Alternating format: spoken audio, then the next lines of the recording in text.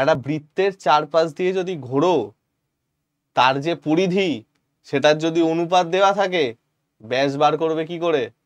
Sir সবাই তো formula জানি, দরকার নেই।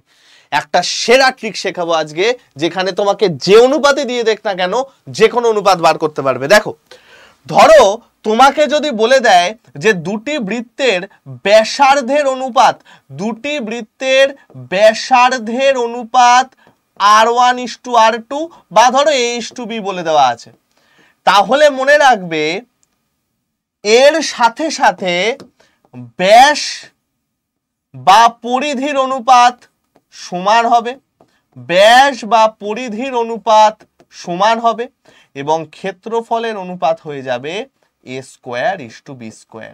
সব সময় এই জিনিসটা মাথায় রাখবে, অর্থাৎ এই তিনটের মধ্যে তোমাকে যে অনুপাতই দিয়ে দিক না কেন যে কোনো অনুপাত চোখে মুখে তুমি বার করে দিতে পারবে সেট করে।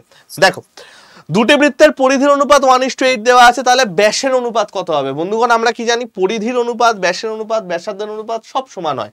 তাহলে আমার যদি পরিধির অনুপাত 1:8 হয়, ব্যাসের অনুপাত কত হবে? সেটাও আমার 1:8ই হবে। তোমরা আমাকে কমেন্ট সেকশনে উত্তর দাও এর ক্ষেত্রফলের অনুপাত কত হবে।